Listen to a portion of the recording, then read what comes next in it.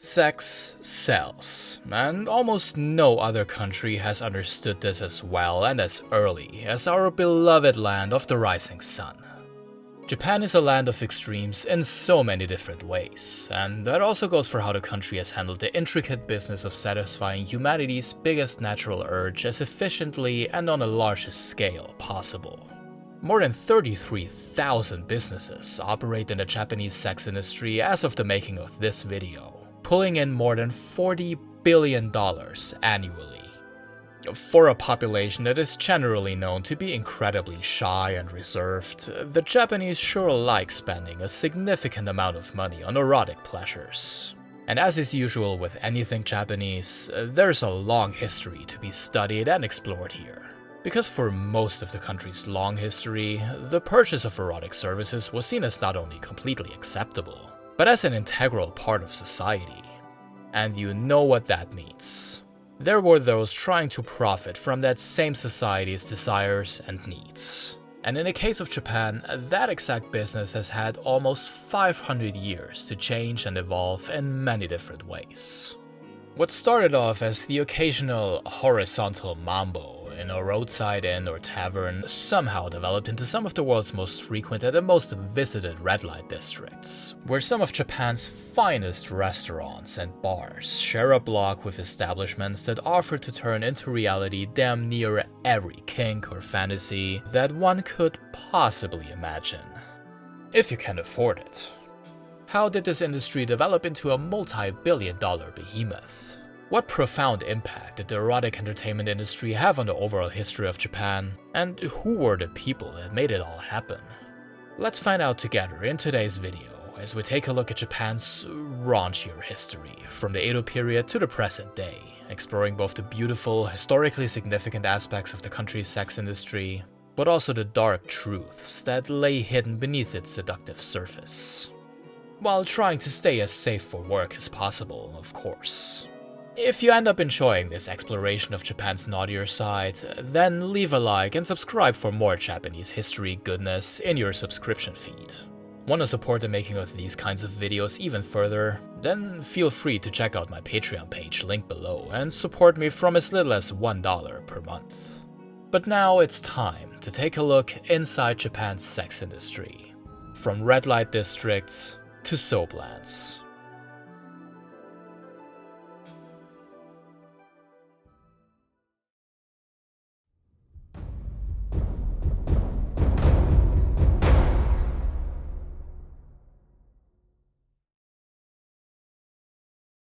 Prostitution is often called the world's oldest profession, and it's likely that, despite a lack of comprehensive historical records, sex work in Japan is as old as the country itself.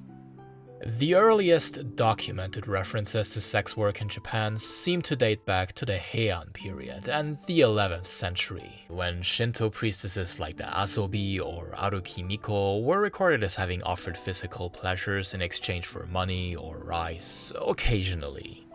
Throughout much of Japan's history, however, this type of work lacked any sort of formal structure, organization, or government oversight. These sorts of exchanges usually took place in informal settings, such as roadside inns or taverns. Not exactly the safest, cleanest, or fanciest spots to, get busy. Additionally, the distinction between women who occasionally offered sexual services in exchange for compensation and actual prostitutes who made a living from such services remains somewhat unclear. And it wasn't until around the 1500s that professional sex workers began to be more clearly defined and recognized as such. By the late 16th century, as Japan, still fragmented at the time, began moving towards unification under the Tokugawa shogunate, significant changes loomed across many aspects of Japanese life. From governmental and social structures to laws and regulations, the country was on the brink of transformation. The Tokugawa period, or alternatively the Edo period, is known for being, despite a few notable exceptions, a relatively peaceful time in Japan's turbulent history. This peace, however, came at the cost of strict governmental oversight, as the Tokugawa shogunate kept a watchful eye on nearly everyone and everything, striving to control virtually every aspect of society, and the sex industry was no exception.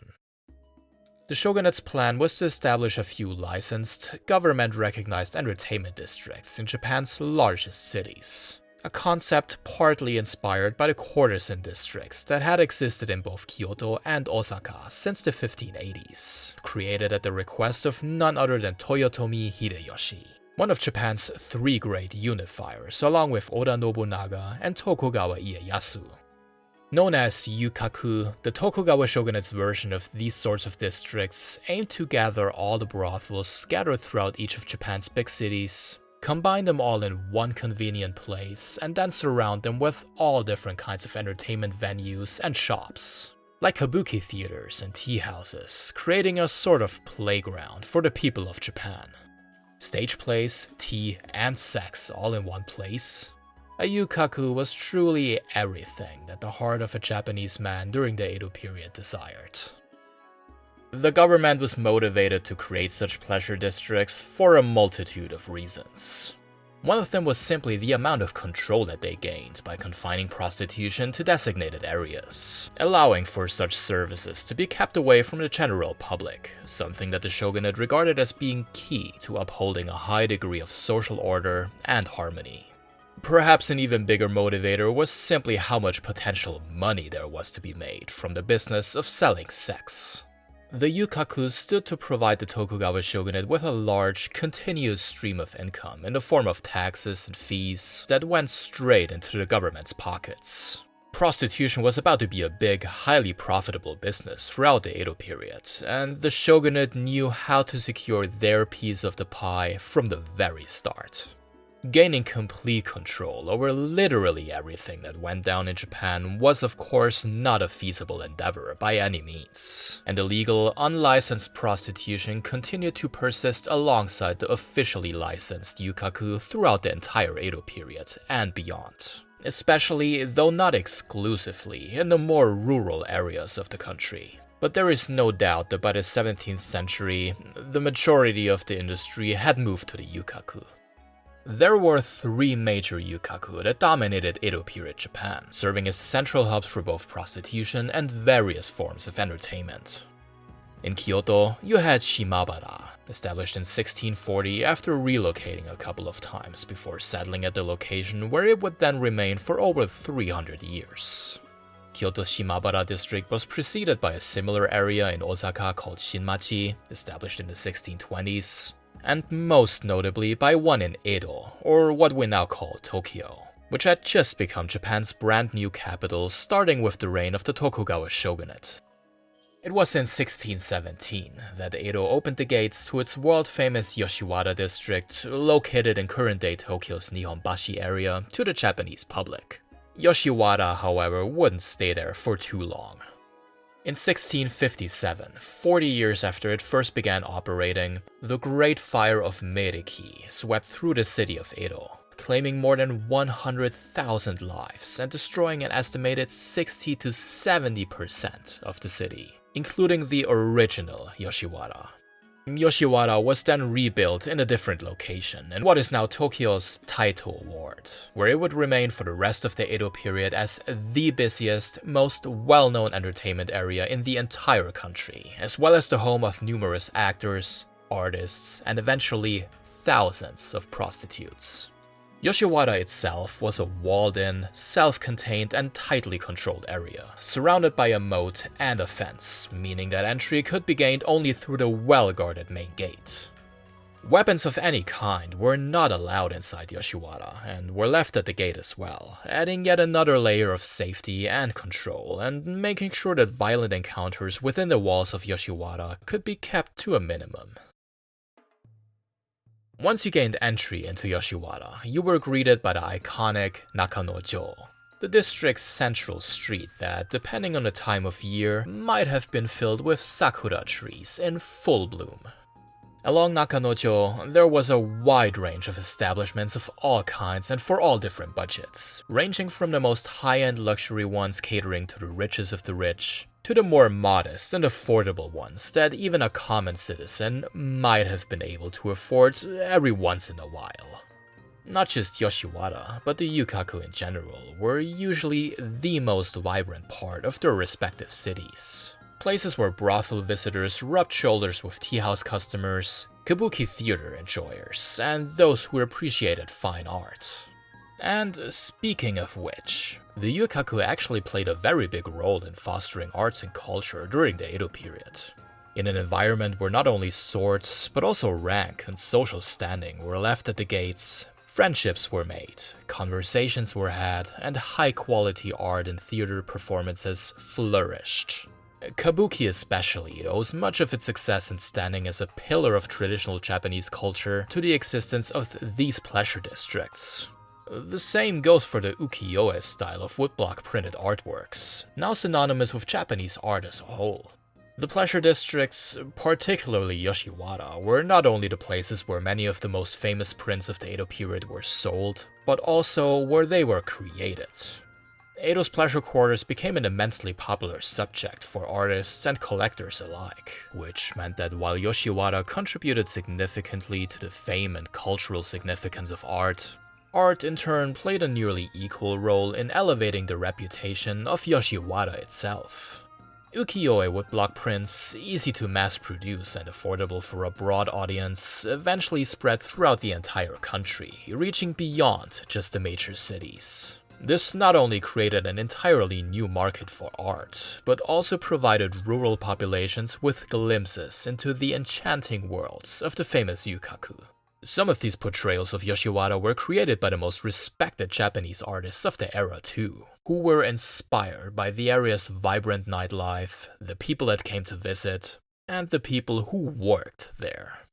Kabuki actors were particularly popular subjects, but there were also illustrations of the most sought-after and celebrated prostitutes, often commissioned by their most loyal and wealthy patrons. I wouldn't be surprised if more than a few men ventured into one of the pleasure districts simply because they had seen a print of a captivating woman who piqued their interest. Let's maybe not delve into the specifics of what other sorts of activities these prints might have inspired. From an outsider's perspective, Edo's Yoshiwara, Osaka's Shinmachi, and Kyoto's Shimabara districts appeared to be places where a good time was guaranteed. Places that offered some much-needed respite for a population that had just suffered through a full century of non-stop war and violence. And indeed, that was precisely what customers of these entertainment districts experienced. There was, however, an entirely different side to these locales, concealed behind the glitz and glamour, the beautifully crafted buildings, the stunning cherry blossoms, and the expertly applied makeup of the most alluring courtesans that Yoshiwara and its counterparts had to offer. It's safe to say that no one working in these pleasure districts faced challenges quite as severe as those experienced by the prostitutes. Life as a prostitute during the Edo period was never easy, although the experiences of one sex worker could vary significantly from that of another, as these sex workers were often assigned different ranks that determined factors such as the type of clientele they served and the variety of services expected from them. I will refrain from delving too deeply into the specific ranking systems, as each brothel had its own criteria for ranking its women, and because these ranks and titles frequently changed as the decades and centuries went by. Generally though, the Yūkaku's licensed prostitutes were referred to as Yūjo, meaning pleasure girls. At the very top of the Yūjo hierarchy, there was the Taiyu, the most experienced, most beautiful, but also the best educated of all the Yūjo, making them especially desirable and with that more expensive for customers. Their job entailed much more than just sex. They were expected to entertain customers in multiple different ways, including music performances, dance, and even poetry. Only a handful of Yūjo out of 1,000 were able to call themselves Taiyu, which sometimes, depending on the rules of the brothel that they worked at, came with some significant perks as well. Taiyu were, for example, often in a position where they could choose their clientele themselves. The Yoshiwara district eventually developed an entirely unique sort of Yūkaku culture different from those found elsewhere. And so, by the mid-18th century, the Taiyu of Yoshiwara were replaced by the Oiran, Edo's very own version of a top-tier pleasure girl.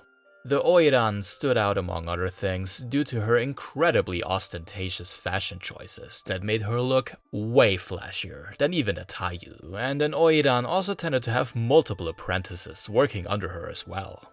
Living as one of the most desirable women in town, adorned in expensive clothing and able to choose only the wealthiest and most elite clients sure sounds like a comfortable life. But unfortunately, it wasn't that simple. While some brothels surely treated their girls better than others, without exception, a pleasure girl, regardless of her rank, was viewed as little more than an asset for generating profit. But even more troubling is the fact that a vast majority of Yujo entered these brothels against their own will. For instance, men would often resort to selling their wives to settle gambling debts. But in most cases, these girls came from impoverished families, such as those in farming or fishing communities that were, for one reason or another, in desperate need of money to survive. A son was considered to be too valuable back in those days, and so giving away the daughter was more often than not the first choice. The family would receive a certain amount of money from the brothel in exchange for the girl, who was then expected to work at the establishment until the entire debt was repaid. The debt that was accumulated, however, was almost always impossible to repay. Girls as young as 13 would be recruited into these brothels. There, they would be subject to a grueling training process before starting work under the poorest of conditions. No matter how high a pleasure girl's rank was, inhumane working hours, sleep deprivation, and physical violence at the hands of the brothel owner were part of everyday life, while at the same time being expected to maintain a flawless appearance and put on a good show for the customer at all times. Belonging to the highest rank, however, at least excluded a Taiyu or Oiran from having to stay in the so-called harimise, a room at the bottom of a brothel with a wooden see-through display window where customers could pick the girl of their choice. If you weren't convinced up until this point that these women were seen as nothing more than a commodity, the fact that patrons could literally window shop for them should probably be able to convince you. Girls employed at the most affordable establishments, who were often sick and malnourished, were also forced to sleep outdoors, and generally, a Yujo, no matter how high her rank was almost never allowed to leave her respective pleasure district. Oftentimes, these girls' entire lives unfolded within a Yūkaku, and any attempts to escape resulted in being hunted down, brutally punished, or even murdered. For many of them, the only option was to work themselves to death, with exhaustion, sexually transmitted diseases like syphilis, and failed abortions being the leading causes. Yujo rarely lived to see their 30th birthday, and Yoshiwara in particular offers a haunting story about what happened to the bodies of these unfortunate girls after they passed away. Pleasure girls never received a proper funeral. Instead, Yoshiwara's brothel owners would simply wrap the dead bodies of the girls in hay mats and then simply dump them at a nearby temple known as Chokanji. In total, the bodies of more than an estimated 25,000 Yoshiwara sex workers are said to have been dumped at Chokanji. And following a mass burial of more than 500 prostitutes that died during the Great Ansei earthquake of 1855 at once, the temple became known as Nagekomidera, or throwaway temple.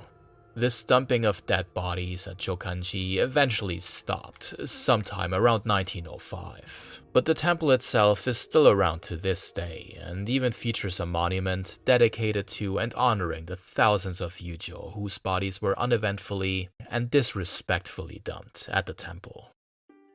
Pretty much the only way for a pleasure girl to escape a life of sexual slavery and avoid being dumped at Chokanji was to get a patron to buy her freedom. Undoubtedly, being brought into the household of a wealthy merchant or samurai was, in most cases, a definite upgrade over spending the rest of one's life in a Yūkaku and sleeping with strangers on a daily basis. Still, the word freedom should probably be put in quotation marks here. Because even if a courtesan managed to be desirable enough to be purchased by a man with sufficient funds, what often followed was yet another life of servitude. But this time to one man only. The way that Japanese men during the Edo period treated their wives varied greatly, of course, and I would like to believe that at least some Yujo eventually managed to find a good man who treated them with respect and brought them happiness, far away from the brothels of Yoshiwara, Shimabara, Shinmachi, and all the other Yūkaku. The struggles of a pleasure girl was of course something that the public never got to see. Whether it was through ukiyo-e woodblock prints or through the lattice fronts of a harimise, the outside appearance of a yujo was to be that of a woman without flaws, always perfectly dressed and made up, always not only willing to, but glad to satisfy her customers. Their true feelings were of no importance or interest to anyone, neither their employer nor their clientele, and breaking character even once could come with severe punishment. In that sense, the brothels of Edo period Japan's pleasure quarters were not much different from the kabuki theaters across the street, because they too put up an act, a facade that quite successfully hid the harsh realities that lurked behind the scenes from the public. Japan's pleasure quarters were able to keep this facade up well into the 20th century, and it wasn't until the late 1800s, when the Edo period made way for the Meiji Era, that the way that Japan handled prostitution came under fire from international and local critics alike for the first time. The new government under Emperor Meiji, a man eager to improve Japan's image on an international stage, reacted with a set of new laws and regulations that were supposed to improve the situation of prostitutes in the country. Like the Prostitute Emancipation Act of 1872 that was supposed to free prostitutes from their contracts and debt. Ultimately, this act had little lasting impact, as many women were left unemployed and with no alternative but to return to the same profession, now under new contracts adjusted to the new government regulations. Efforts to control the spread of STDs also failed, as diseases in the pleasure quarters became even more rampant, largely due to the increased number of customers frequenting the brothels.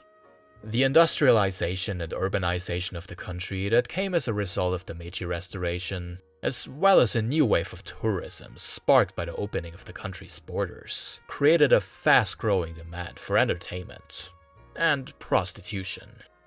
Brand new Yūkaku, like Sapporo's famous Suzuki-no district opened in 1871, came into existence during the early stages of the Meiji Era, and both the supply and the demand for sexual services really started taking off from there. Between 1884 and 1916, the total number of prostitutes registered by the government reportedly grew from around 28,000 to over 54,000. And that's completely ignoring the vast amounts of unregistered brothels and sex workers that still coexisted alongside them. Despite international criticism and pressure to make a change, prostitution didn't decline under Emperor Meiji. It peaked. Brothel owners were making more money than ever, and by collecting taxes and fees from such establishments, the Meiji government too made a fortune off the misfortune of the girls that saw themselves forced to take this kind of job for one reason or another. The industry as a whole took off during the mid to late 1800s. But as for what was historically the industry's biggest player, the Yoshiwara district, things slowly started going downhill around the same time. Around 9,000 women were employed there by the late 1800s, which from an outside perspective, and when compared to the less than 2,000 women that called the district their workplace around 200 years earlier, might make it seem like Yoshiwara was doing quite well for itself. But in reality, Tokyo's once glorious and colorful Yūkaku was struck by one misfortune after another, starting in the mid-1800s. The aforementioned magnitude 7 Great Ansei earthquake of November 11, 1855, for instance, hit Yoshiwara especially hard. The fires that erupted in its streets as a result of the quake meant that Yoshiwara's self-contained layout and design now did the exact opposite of what it was supposed to do. Instead of keeping those within its walls safe, it turned Yoshiwara into a deadly cage that kept people trapped inside as the fires consumed the entire district. The damages and casualties caused by the Great Ansei earthquake were massive not just in Yoshiwara. Around 14,000 buildings across Edo were destroyed, and between 7,000 and 10,000 people lost their lives. Disaster struck the capital's pleasure quarters yet again in April of 1911, when another large fire in Yoshiwara burned down and destroyed around 6,500 of the district's buildings, more or less wiping it off the map entirely.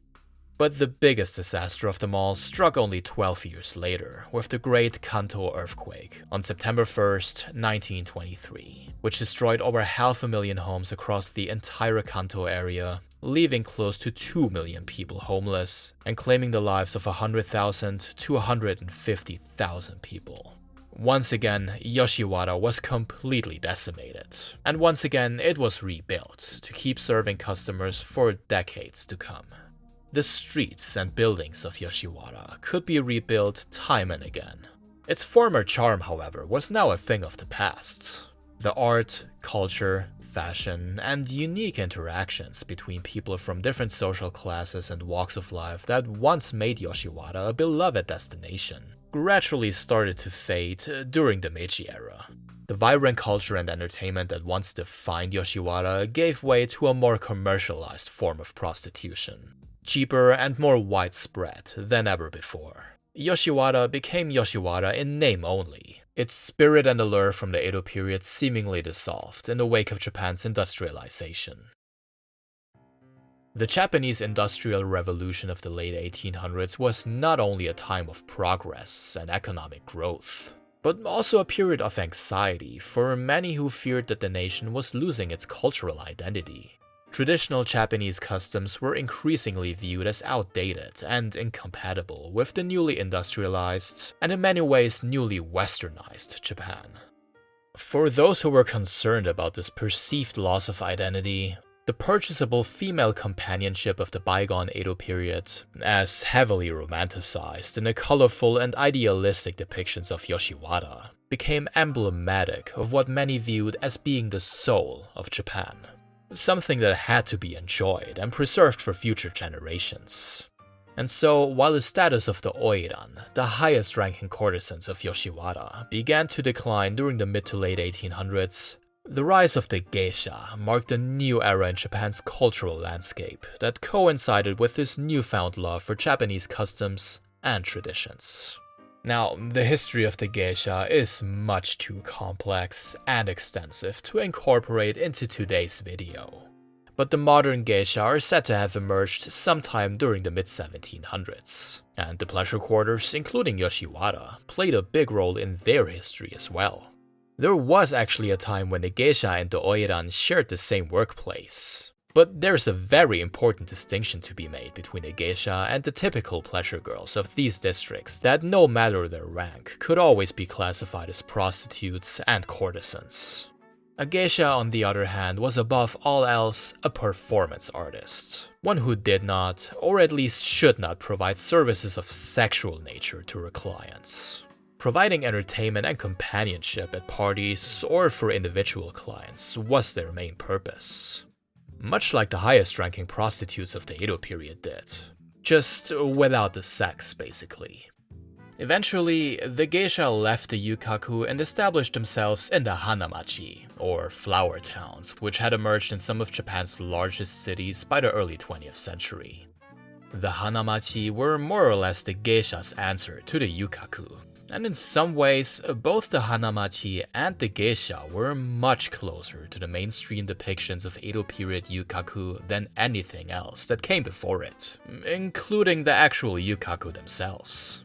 Hanamachi became cultural and social hubs, places where tradition met entertainment and performance, all of which was embodied by the geisha, a skilled conversationist, host, dancer, musician, a master of traditional Japanese tea ceremonies, and much, much more. In everything from their skill set to their appearance, behavior, and fashion, geisha represented Japan at its most refined. At the same time, they were more relatable and often more accessible than the oiran with whom they shared so many similarities. The geisha, despite not offering any sexual services to her customer, overtook the oiran as Japan's favorite female companion for money as the early 1900s progressed. But quite obviously, the demand for sex in exchange for money didn't just disappear into thin air or something. Dudes will always be horny, and so brothels and the pleasure quarters of old would cling onto dear life for just a bit longer. And it would take an entire world war and an occupation by a Western power to finally drive a dagger into the hearts of the Yūkaku. As the Second World War was drawing to a close and as Japan focused all of its efforts and resources on somehow avoiding defeat, places like Yoshiwara had become a shadow of their former selves. Severe government crackdowns on prostitution, coupled with a mass evacuation of citizens from Tokyo to the countryside that also included countless sex workers, meant that the number of prostitutes working in the capital's historic Yūkaku dwindled to only a few dozen. The reason for these mass evacuations was of course the sheer amount of destruction that Tokyo became a victim of during the war. Between 1942 and 1945, the US conducted multiple air raids on the Japanese capital, including the bombing raid of March 9th and 10th, 1945, which claimed the lives of more than 100,000 civilians, left over 1 million people homeless, and completely decimated around 41 square kilometers or 16 square miles of central Tokyo, making it the single most destructive bombing raid in human history. Yoshiwara again was badly hit and was once again rebuilt to serve its intended purpose for just a couple more years. The end of the war was followed by a long, arduous process of rebuilding and recovering.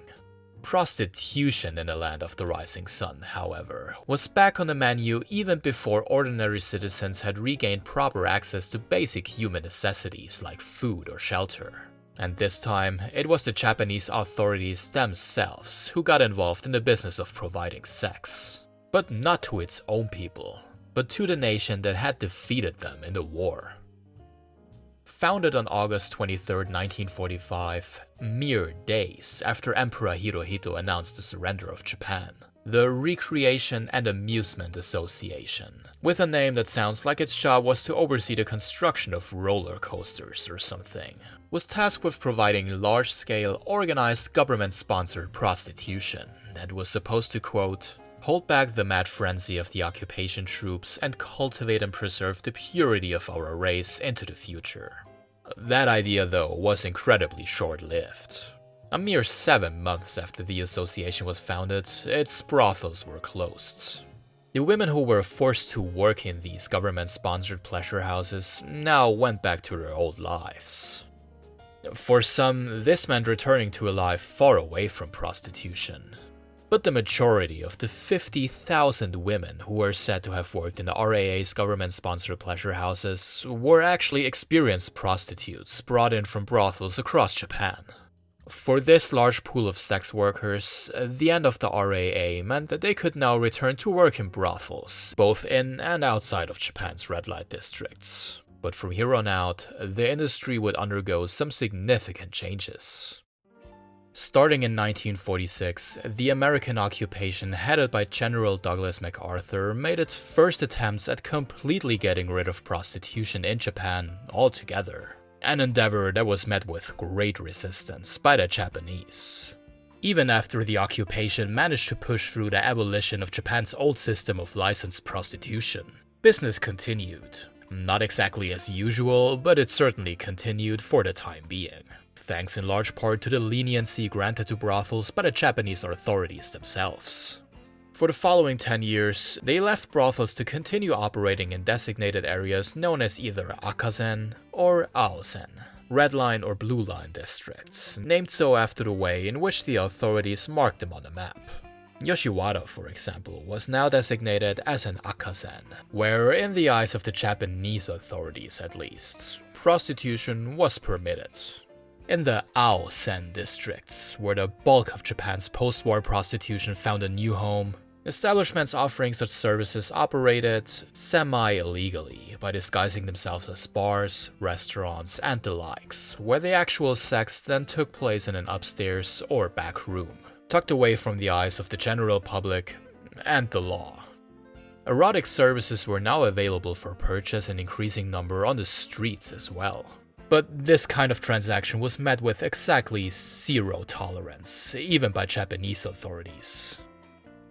Yoshiwara's existence as an Akasen district was to be its last hurrah as a designated area for pleasure services. Because in 1958, 6 years after the Americans had left Japan, the Prostitution Prevention Law came into effect. This law represented the final nail in the coffin of the red light districts of old. Osaka's Shinmachi district had ceased operations years earlier when it was destroyed during the war. And with the introduction of this new law, the two remaining Yūkaku of what was once the big three of the Edo period, Yoshiwara and Kyoto Shimabara, officially lost their status as entertainment districts.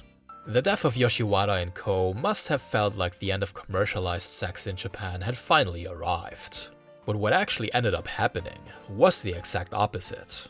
The market for erotic services in Japan would grow larger than it had ever been very soon, as a new wave of witty entrepreneurs from the sex industry, or huzoku as the Japanese now chose to call it, were already hard at work trying to rethink and reimagine what sex as a business could be, and with that what the word sex itself actually meant, especially in a legal sense.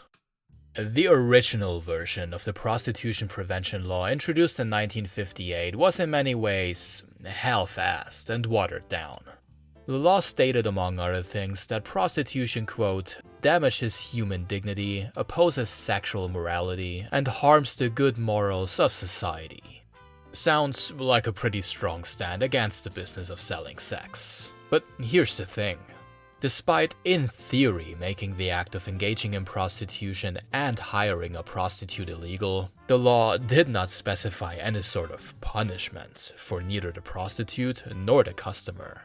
What was punishable according to this new law, however, was making a profit of prostitution, making a location available for it, or soliciting women into engaging in it. In light of this new law, Japan's numerous brothel owners were now faced with one of two choices: close down their business or think of a solution, a way to reinvent themselves.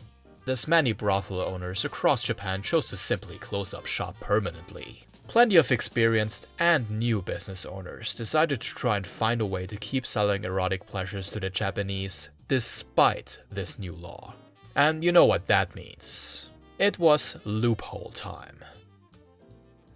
By far the biggest mistake that the lawmakers made in 1958, or perhaps it was done on purpose, I mean, who knows, was focusing solely on what they called intercourse, which they later went on to define more clearly as quote-unquote penile vaginal copulation. But what if businesses simply started offering erotic services that just scrape by this very definition? Enter the Turkish bath. Initially, the services on offer in a Japanese Turkish bath were limited to a bath in a private room followed by a massage. Not exactly a one-to-one replacement for actual intercourse, is it? Well, that's where the loophole comes in. The Prostitution Prevention Law defines the act of prostitution as, quote, having sexual intercourse with unspecified partners for compensation or for the promise of compensation. Whereas unspecified partners basically means unacquainted partners. So how did the Turkish baths get around this problem? Here's what happened. First up, the customer would pay a fee that only allowed access to the bathing facilities themselves. Then a separate fee for the massage that followed. During the massage, the customer and the girl would become acquainted with each other. And as simple as that, they were now acquaintances, and therefore were also allowed to get down to business for a set price, while technically not engaging in prostitution as the law defined it. To spice things up even further, Turkish baths across Japan came up with a vast range of creative pleasure services as the years went by and as business boomed. These services included, among others, the bubble dance, pretty self-explanatory, the so-called periscope play that I was not able to find a detailed description on. If you got any experience with that one, please enlighten us in the comments. In a safe-for-work manner, of course. But there was also special equipment, like the sukebe isu, or pervert chair. I'll leave the purpose of this thing up to your own imagination. The concept of the Turkish bath captured the imagination of Japan's male population in no time, and in a matter of only a few years, it managed to be officially acknowledged by the Japanese government as well, when in 1966 it was included alongside businesses like bars, dance halls, mahjong parlors, and arcades in the law-regulating entertainment businesses. The Japanese government and law enforcement were well aware of what was really going on in the Turkish baths. But similarly to what happened during the days of the Red and Blue Line districts, they sort of just let it slide. Generally, the authorities treated these and other similar kinds of establishments with a largely hands-off approach, basically leaving them to govern themselves and looking the other way as long as they were not openly and too obviously going against the law.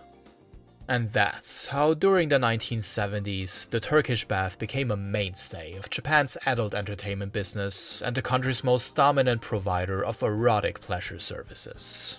This dominance continued well into the 1980s, a time when the Japanese had more disposable income than ever before. Riches that were the result of years of miraculous economic growth and the infamous Japanese economic bubble. And bubble is actually a pretty good keyword here, because in 1984, a Turkish exchange student in Japan, who was quite unhappy with the fact that his country's name stood in connection with Japan's favorite supplier of erotic pleasures, complained to then Health Minister Watanabe Kozo about his concerns. And wouldn't you know it, the guy actually got them to change the name.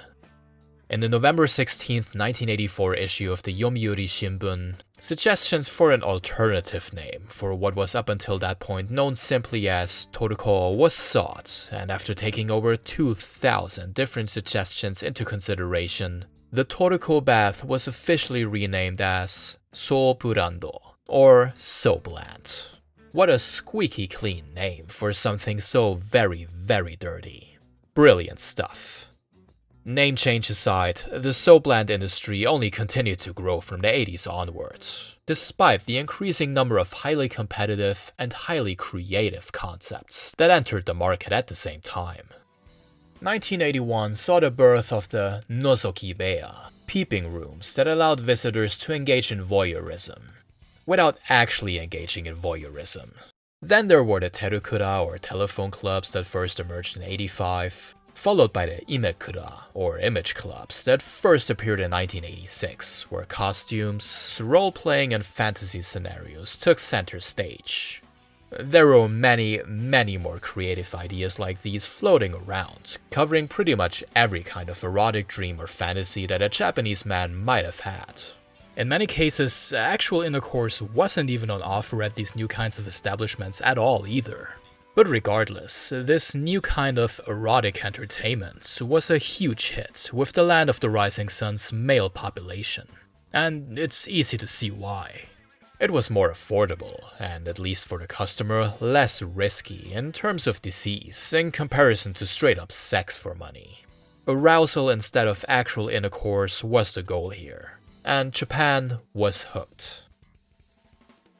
What's particularly interesting is that the so-called New Husoku, or New Japanese Sex Industry, by rethinking the definition of what sex and its potential as a form of business was, in a way ended up reshaping the sexual tastes of an entire nation, introducing its people to all kinds of new kinks and pleasures that in some cases were never available for purchase before. Finding an establishment that offered these kinds of services wasn't that difficult either. Because, much like during the early Edo period, the decades following World War II saw the emergence of a new wave of entertainment districts that ended up becoming synonymous with Japan's more lascivious side. In Tokyo, several well-known soaplands actually started gathering in an old, familiar place, Yoshiwara. Now, by the time that soaplands were actually called soaplands, Yoshiwara had long lost its status as a red light district, of course, and much of what was once Tokyo's most seductive area has since transformed into a residential area. But even today, a fair amount of erotic establishments are gathered there, reminding visitors of Yoshiwara's storied past as Japan's favorite Yūkaku. The place that truly inherited the mantle of Yoshiwara, though, is located in Tokyo's Shinjuku ward, Kabukichō, also known as the Sleepless Town. The name Kabukichō, literally Kabuki Town, originates from a plan of building a kabuki theater in the area after it was obliterated by the air raids during World War II. This plan never came to fruition. The name itself, however, stuck. Though while kabuki never gained a foothold there would be no shortage of entertainment in Kabukichō after a bunch of savvy businessmen from China transformed the scorched grounds of southern Shinjuku into Asia's, and perhaps even the world's, largest red light district, where bars, restaurants, host and hostess clubs, love hotels, and of course soaplands and all other kinds of adult entertainment gather in one place, surrounded by a sea of neon lights. And Godzilla. Kabukichō in many ways is the closest thing to a modern-day version of Edo period Yoshiwara, not only in terms of its significance as a red light district, but also in terms of the variety of people it pulls in. Because this is where curious tourists and tired Japanese businessmen rub shoulders with party animals and even criminals. Perhaps the most famous depiction of Kabukichō in modern media can be found in the wildly successful Yakuza, aka Ryuga Gotoku, aka Like a Dragon series of video games. A fictional version of Kabukichō known as Kamurocho serves as the main location in most of these games, becoming the venue for all kinds of insane Yakuza action ranging from hilarious minigames and side quests to gripping gangster drama. And although a lot of creative liberties obviously go into the making of these games, the large presence of the Yakuza in Kabukichō and several other red light districts across Japan is not at all far-fetched. Pretty much as soon as Japan recovered from the war, the country's crime organizations started diversifying their business portfolio, entering what is often called the misushobai or water trade big time. The types of businesses that fall under the umbrella term misushobai include host and hostess clubs, bars, and of course soaplands and the likes. And as it turned out, the raunchy, semi-illegal nature of the Japanese sex industry would be a perfect fit for the Yakuza's business portfolio. Because unfortunately, the same shadiness and disregard for human lives that plagued the Yūkaku of the past also carried over into the modern post-war era of Japan as well. The Yakuza were, and very likely still are, heavily involved in sex trafficking, a business that Japan as a country has a long and ugly history with, both as a victim and as an offender. The Yakuza's connection to the ugly business of sex trafficking can be traced back as far as the early 1970s. Really started taking off together with the rest of the Japanese sex industry in the 1980s, and became increasingly interesting to Japan's organized crime groups from the early 90s onwards, when the Japanese economic bubble burst and anti-Yakuza laws and regulations took away many other sources of income from the gangs. The trafficking of young women is an international, multi-billion-dollar business, and the Yakuza managed to gain a massive stake in it all by perfecting the process of buying and selling people, by setting up a highly elaborate human trafficking network that employs recruiters, middlemen, immigration fixers, translators, forgers, travel agents, and of course a slew of mobsters from both Japan and overseas. In what serves as a grim reminder of what happened with the pleasure girls of the Edo period, the Yakuza's target of recruitment are desperate young girls in need of money, often from countries like Thailand, Myanmar, or the Philippines. Some of these girls do actually know what they sign up for. But more often than not, they are lured in by all sorts of tempting promises and fake job opportunities. Once they agree to whatever they were promised by the traffickers, they are brought to Japan as quote-unquote entertainers under Japanese immigration laws. As such, they are considered guests in the country, not workers, and are thus unprotected by Japanese labor laws. Upon their arrival in Japan, the girls are then stripped of their passports and valuables and forced into working as hostesses, dancers, or prostitutes, all while being constantly abused and packed into tiny rooms where they live together with several other sex workers, trapped in a country where they don't even speak the language, don't know anybody, and are destined to live a life of virtual slavery where only in the rarest of cases there is an actual way out. The Yakuza, on the other hand, stand to make a fortune off the massive demand for foreign prostitutes in Japan through this elaborate yet ugly scheme. Japanese-born girls who decide to take a job in the Fusoku business at their own volition, on the other hand, may do so for two reasons in particular. On one hand, these kinds of jobs tend to pay pretty well, even when compared to other jobs that often require years or even decades of experience, giving young women a chance to be financially independent at a very young age. And the experience of working in the industry isn't inherently a bad one either. There are many Soaplands and similar kinds of establishments that provide their employees with a more positive, cheerful work environment, on top of attractive financial opportunities.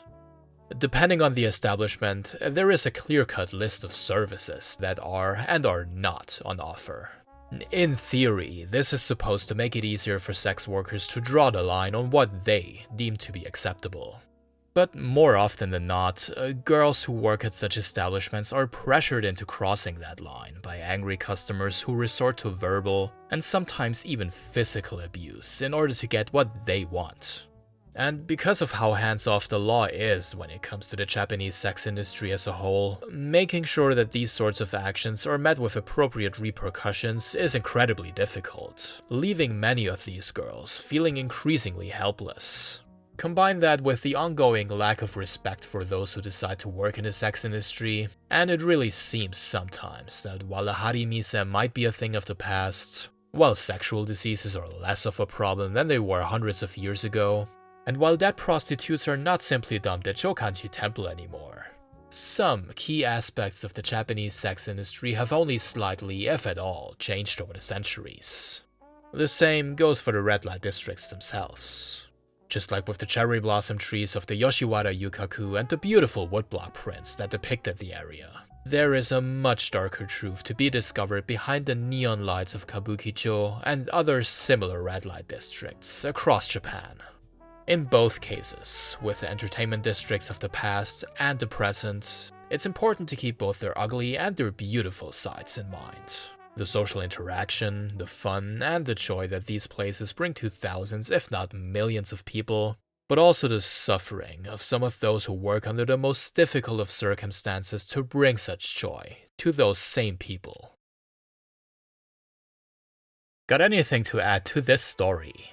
Did you ever visit a soapland yourself? Feel free to share your thoughts and your experiences in the comments down below. Just make sure you keep it PG. Are you one of my loyal Patreon supporters who help make these videos possible? Then this is the part where I say arigatou gozaimasu to all of you, including Bobby Wu, Javier Soravia, Capybara Chuck, Turam, Daniel Dees, RK0, White Gilden, Justin Down, Yoko the Space Whale, Steve Matsui, Cats and Soup, Chart B-Man, and Ben Harradine. And to all of you who decided to tune in, as always, thank you so much for watching. Sayonara.